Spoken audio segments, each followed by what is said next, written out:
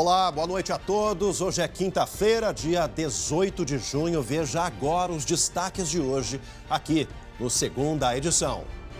O passo a passo de um crime.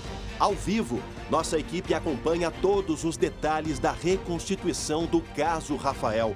Ponto de partida dos peritos é reproduzir últimos momentos de vida do menino antes de ser morto pela mãe. Segue o mistério no Norte Gaúcho. Polícia Civil realiza buscas atrás de pistas de jovem desaparecida. Área rural de Soledade e Fontoura Xavier foram alvo dos investigadores e cães farejadores. Saiba qual a principal hipótese do caso. Pandemia, alerta no Vale dos Sinos. Região segue com bandeira laranja, mas prefeituras baixam decretos mais rigorosos. Saiba como o medo de um colapso no sistema de saúde altera a rotina da população e do comércio. O SBT Rio Grande, segunda edição, começa agora. Eu te convido, vem com a gente!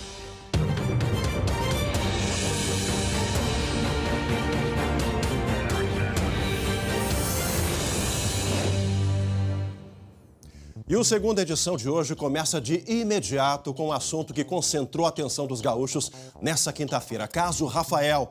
Acontece nesse momento lá em Planalto a reprodução simulada do crime, a reconstituição do crime. E quem está por lá é o repórter André Rosseto, ele e a equipe. André, o clima, a expectativa, o que você já conseguiu observar do trabalho dos peritos e da força-tarefa da Polícia Civil, André? Boa noite.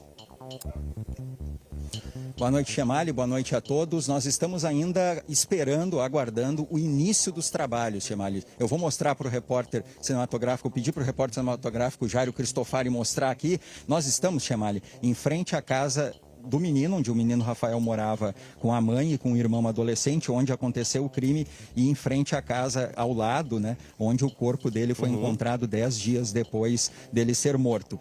A mãe de Rafael, a Alexandra Dolgokenski, de 33 anos, e o irmão dele, de 17 anos, participam da simulação, Chimali. A Alessandra passou mal ao chegar na delegacia hoje à tarde, viu, e precisou ser medicada. O corpo de Rafael vai ser representado por um boneco com o mesmo peso e altura. O acesso à casa, Chimali, é restrito aos peritos, delegados e ao advogado de defesa, o Jean Severo, que esteve agora há pouco aqui, conversou conosco brevemente e sustenta o homicídio intencional. Não intencional. Nós conversamos com o delegado Joébert Nunes e ele explica como vai funcionar a dinâmica da reconstituição, Chemali. É importante porque existem grandes contradições entre o depoimento oficial da mãe e o do menino Anderson, do outro filho. E à medida que a reconstituição ela vai avançando, nós vamos então fazendo perguntas técnicas para ver se fecham, por exemplo, com o resultado de alguns laudos periciais que nós temos. Como por que existe tal hematoma no corpo da criança? Se ela foi arrastada, o fato se deu de madrugada, mas pela forma como ele ocorreu, será que o outro filho nada ouviu mesmo durante a noite?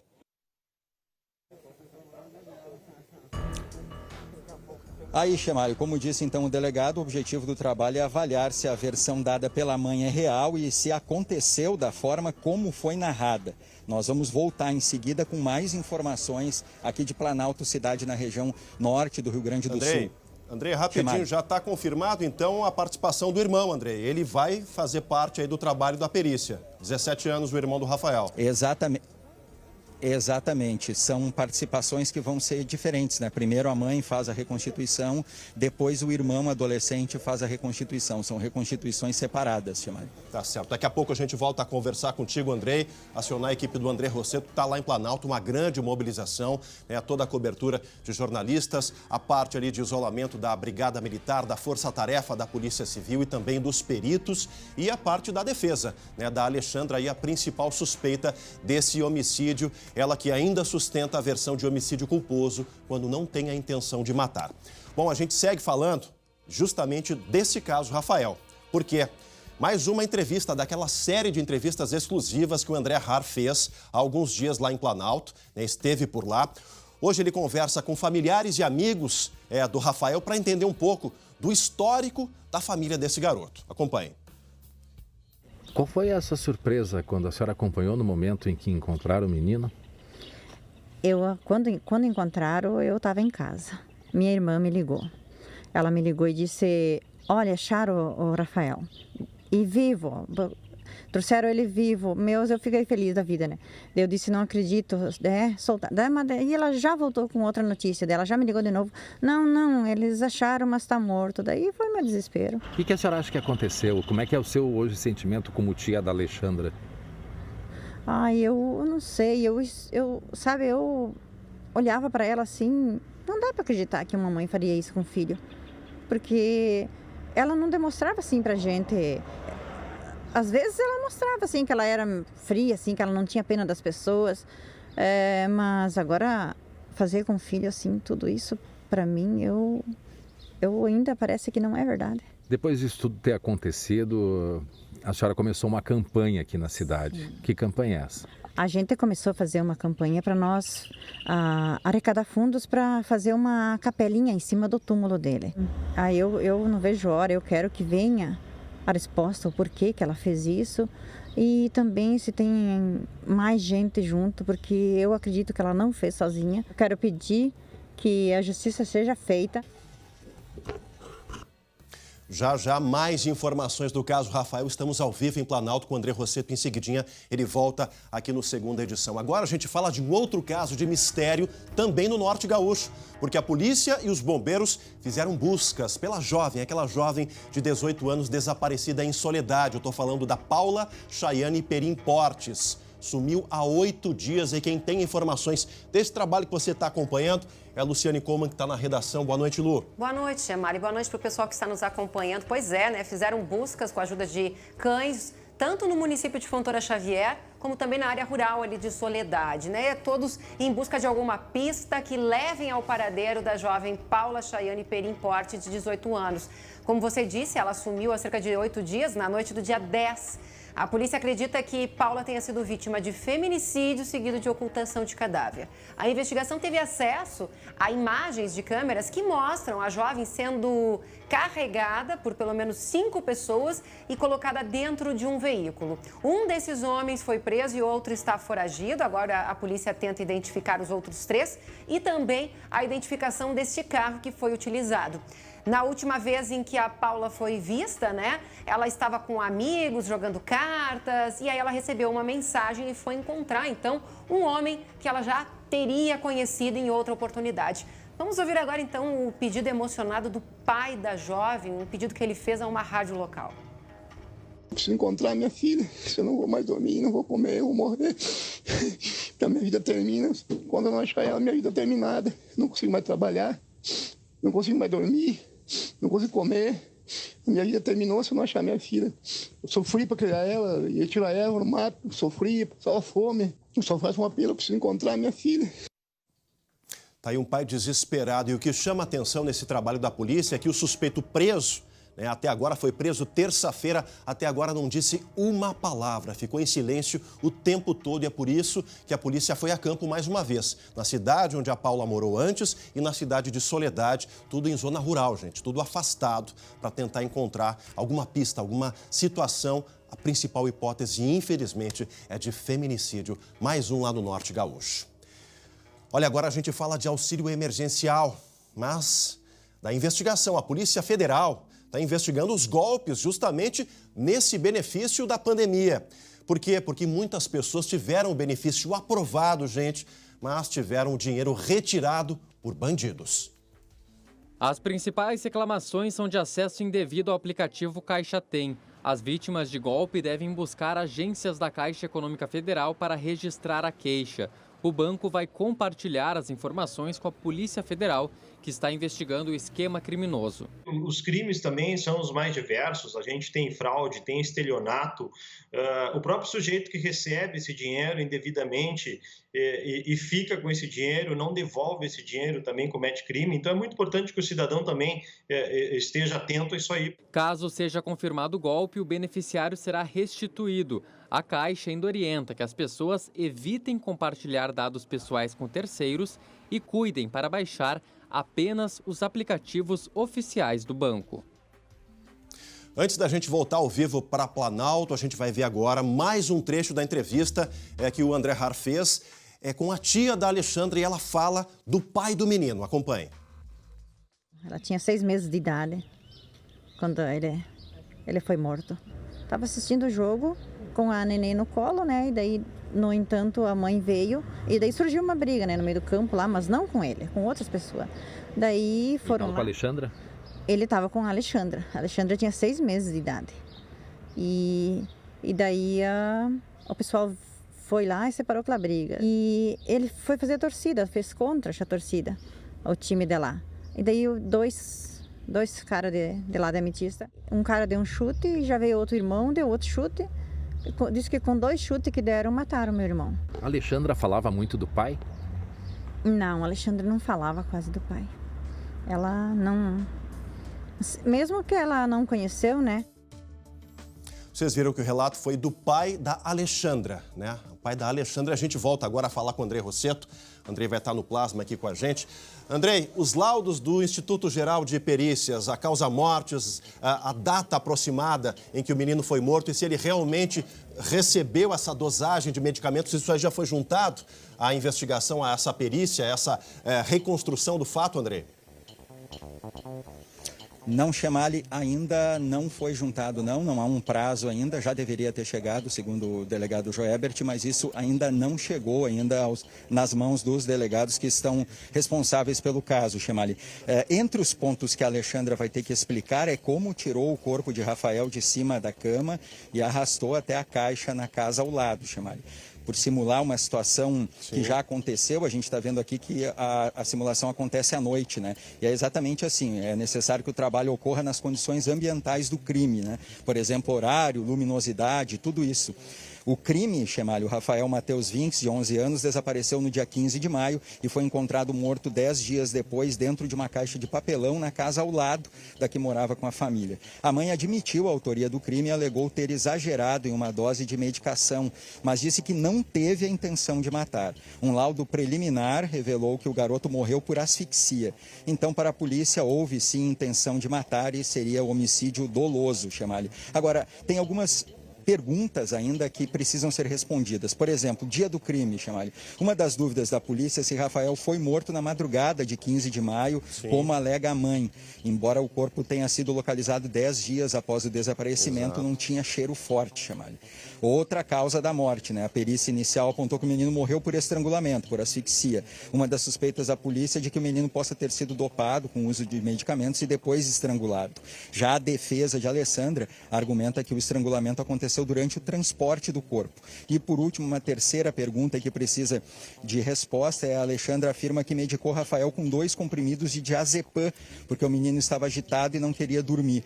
A Alexandra relatou ter pego o remédio que era usado pelo irmão dela, que reside na casa da mãe, em frente à da família. Foi encontrado, segundo o delegado Joebert, resíduos de algum produto na urina do menino, mas eles não sabem que produto foi e se isso realmente ocasionou a morte. Isso a perícia ainda não apontou, eles não receberam esse resultado ainda, Chamalho. André, a Alexandra ela passou mal um pouco antes de começar esse trabalho, mas já teria prestado aí a primeira entrevista. Ela já está na cena do crime, já foi levada para dentro da casa da família, André? Chemali, estamos acompanhando agora uma movimentação que o Jairo Cristofari está mostrando aí. Me parece que ela está chegando exatamente nesse momento aqui, Chemali. Exatamente nesse momento. Ali estamos pegando aqui. Tem uma movimentação grande aqui, em forte esquema de segurança. E exatamente, a delegada aqui também participou da investigação do caso do menino Leandro, do menino Bernardo de Três Passos. Caroline Bamber. Aqui está ela, a gente vê ela de costas. E é exatamente a delegada Carolina, que é uma ambulância da SAMU, também que ajuda sempre nessas situações. Essa imagem, a chegada aí, provável chegada ali da Alexandra. A defesa está aqui ao lado. Aqui provavelmente ela deve estar chegando, porque ela passou mal, sim, precisou ser medicada, mas ela já deu a entrevista que deveria dar para os peritos explicaram para ela toda a dinâmica da reconstituição.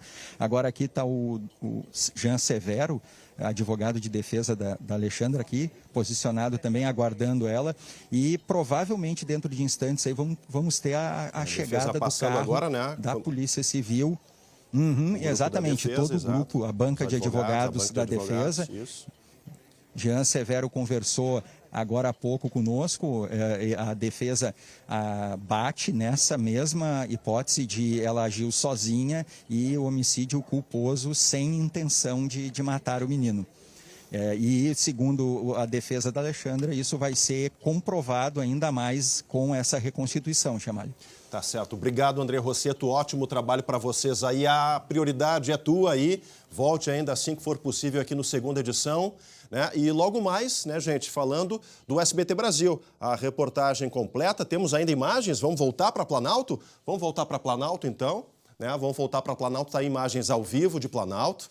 Né, a expectativa da chegada da Alexandra que passou mal um pouco antes, mas já teria prestado a primeira entrevista. É um procedimento de praxe antes da reconstituição, né, prestou já essa entrevista na delegacia de polícia e agora aí toda a expectativa para a chegada realmente da principal envolvida nessa reconstituição, a mãe do menino Rafael, a Alexandra Dolgokenski, de 33 anos. Vimos ali a banca de advogados passando, né, vão fazer a recepção e está aí a força-tarefa da Polícia Civil, justamente esperando a chegada da Alexandra. Daqui a pouco a gente traz mais informações direto lá da cidade de Planalto.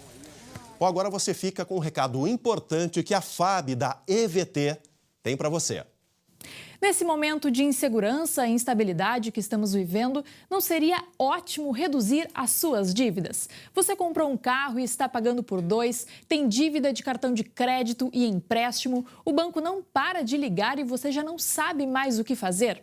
Pois a EVT Assessoria te ajuda a reduzir suas dívidas de financiamento de veículos, cartões de crédito e empréstimos. Ligue agora para a EVT Assessoria que nós vamos te ajudar. Olha aqui na tela e ligue agora, 3391-3852 ou manda um WhatsApp para 99770-2864. Anota aí, 3391-3852 ou WhatsApp para 99770-2864.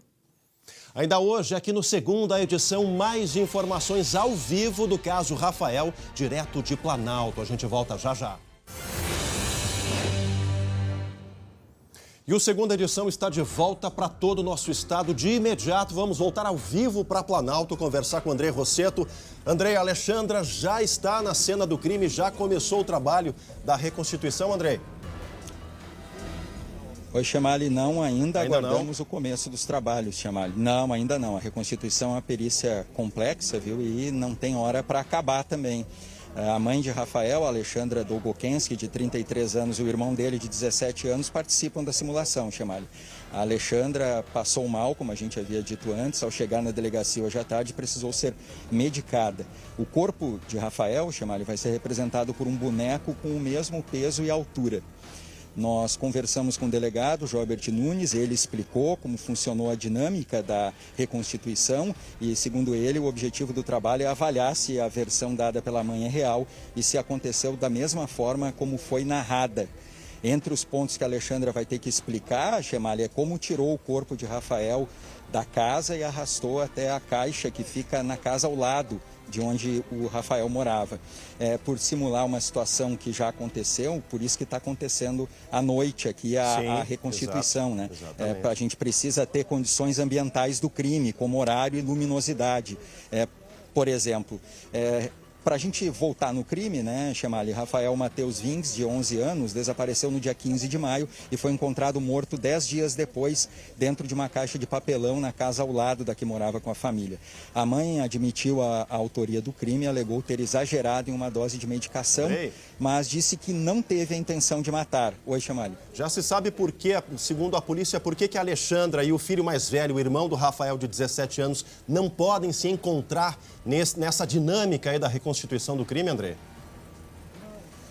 Porque não pode haver conflito de versão, entendeu, Chamali? E também o depoimento do adolescente de 17 anos, ele teve algumas nuances diferentes da mãe da Alexandra. Certo. Então, por isso que vão ser em ocasiões diferentes, né? E um laudo preliminar revelou que o garoto morreu por asfixia, né, Chamali? Exato. Então, para a polícia, houve sim intenção de matar e seria homicídio doloso. Chamali. Tá certo. Obrigado, André Rossetto. Um ótimo trabalho para ti e para toda a equipe. Lembrando, daqui a pouco no SBT Brasil, a cobertura completa dessa reconstituição desse caso, o caso Rafael, amanhã no Primeiro Impacto, também no SBT Rio Grande às 11h40 e no segunda edição de amanhã às 7h20 da noite, a projeção, o trabalho dos peritos em cima do caso Rafael. A todos, uma ótima noite de quinta-feira. Tchau, tchau.